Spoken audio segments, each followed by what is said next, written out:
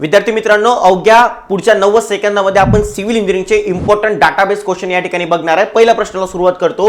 Weight of hammer use in standard Proctor test किती असते बेटा? 2.44 kg, म्हणजे करेक्ट आन्सर जवळपास किती राहील बेटा? 2.5 kg। ओके, लाईट कॉम्पॅक्शन साठी 2.6, मॉडिफाईड कॉम्पॅक्शन साठी 4.54 आणि हेवी कॉम्पॅक्शन साठी 4.90। Correct answer option 2। पुढचा प्रश्न, लिक्विड लिमिट तुम्हाला दिले बेटा 40%, प्लास्टिक लिमिट आहे बेटा तुमची किती? 28%। ओके, त्यानंतर तुम्हाला विचारलं सॉइल लाय कुठे करते? आपल्याला माहिती आहे ए लाईन इक्वेशन काय असतं? ए लाईन नुसार प्लास्टिक इंडेक्स आपण कॅल्क्युलेट करतो।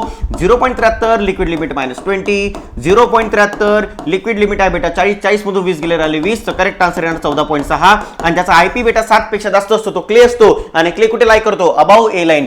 आयपी जर तुमचा 4 पेक्षा कमी आला, बिलो ए लाईन, सिल्ट असतो बेटा। चला पुढचा प्रश्न, percentage of carbon in high carbon steel. High carbon steel मध्ये कार्बन किती असतो बेटा? 0.55 ते 0.95 पर्यंत येऊ शकतो।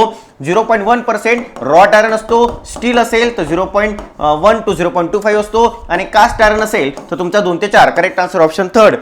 पुढचा प्रश्न, toughness index shows the indirect shear strength of. Toughness इंडेक्सचा काय फॉर्म्युला आहे बेटा? It is plasticity index to the flow index. Okay, आपण काय म्हणतो बेटा? टफनेस इंडेक्सची व्हॅल्यू 0 ते 3 च्या मध्ये असते। Higher the toughness index, higher the shear strength of fine grain soil. Okay, आणि कसं बेटा डेन्सिटी इंडेक्स तो माहिती सांगतो, indirect measurement of shear strength of coarse grain soil. तुम्हाला विचारलं होतं toughness index, correct answer fine ग्रेनच्या शिअर स्ट्रेंथ बद्दल तो माहिती सांगणार। पुढचा प्रश्न बेटा, soil with large IP and large liquid limit, ज्याचा प्लास्टिक इंडेक्स जास्त, ज्याची लिक्विड लिमिट जास्त, तो क्ले आहे। पण कोणता क्ले आहे बेटा? तो फॅट क्ले आहे। ज्याचा प्लास्टिक इंडेक्स जास्त, वॉटर कंटेंट, लिक्विड लिमिट कमी, वरी प्लास्टिक इंडेक्स थोडा कमी दाखवणार, लिक्विड लिमिट पण थोडी कमी, तो पण बेटा क्लेच आहे, पण तो लीन क्ले आहे, लक्षात ठेवा। ओके, तो अशा प्रकारचे बेटा हे काही इंपॉर्टंट प्रश्न होते। विद्यार्थी मित्रांनो, अशाच प्रकारचे नवीन डाटाबेस क्वेश्चन अवघ्या 90 सेकंदामध्ये आपण ही सिरीज कंटिन्यू करू, म्हणून आताच आपल्या YouTube चॅनलला सबस्क्राइब करून ठेवा, आणि आपल्या या व्हिडिओला नक्की लाईक करायला मात्र विसरू नका। धन्यवाद।